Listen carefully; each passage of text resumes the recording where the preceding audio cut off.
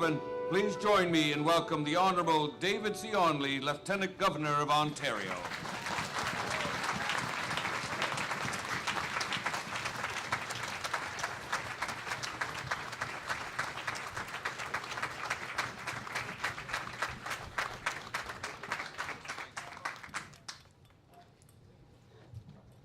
Thank you very much.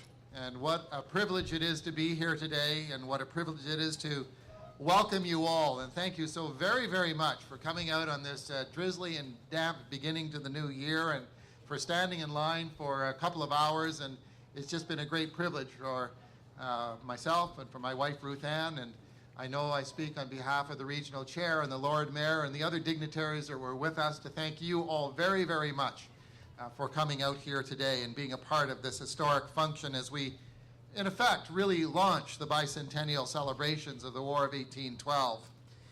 I know in the introduction it said I was born and raised in Midland, but I should go back a little bit further, and that is specifically to the Comfort Maple, not that far down the road, because I am, in fact, a descendant in the Comfort line.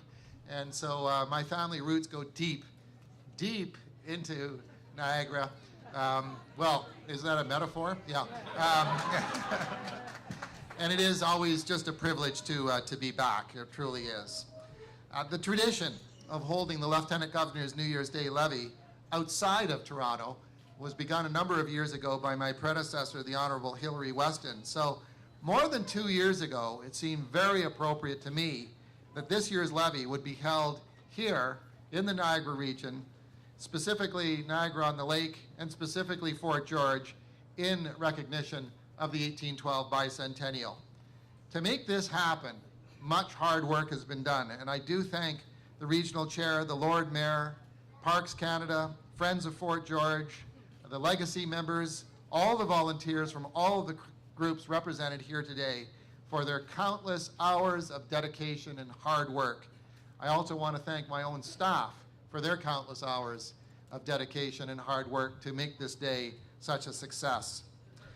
Fort George has seen its share of levees during its years as the bastion of Upper Canada, and more recently as an annual event held by the Friends of Fort George. But today, we look ahead into the new year with hope and promise, and as we've just heard, we've been looking back, a long way back, to understand where we as Canadians, and I know a number of Americans are with us as well, where we both have come from. As we just heard from our historical figure, Ralph Clench, on New Year's Day 200 years ago, events were already in motion that would change our nation's history forever. As we move into the bicentennial, I hope we will all seek to learn more about the individuals, the well-known, such as my predecessor, Major General Brock, some of the lesser known perhaps, along with people like Ralph Clench and others, people who acted bravely and to the best of their ability and sought to defend the values of our land.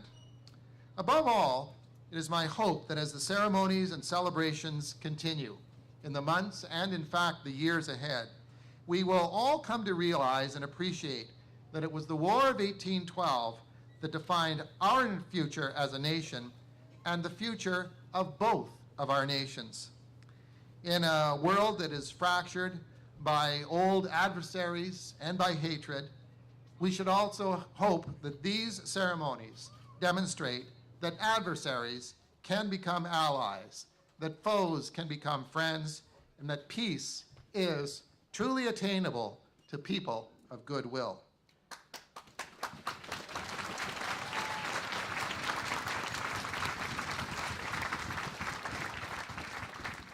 Because ultimately, the 1812 bicentennial events will celebrate 200 years of peace between two great nations whose citizens share more than a common border. We share common values. For Canada, thank you. For Canada, the War of 1812 was to begin and sow the seeds of a fine military heritage which continues to this day. Our armed forces have fought with distinction through 2 world wars, served as peacekeepers in countries across the globe, and most recently, with our American allies, together, we have fought to help bring democracy to the peoples of Afghanistan and Libya, and we thank our veterans.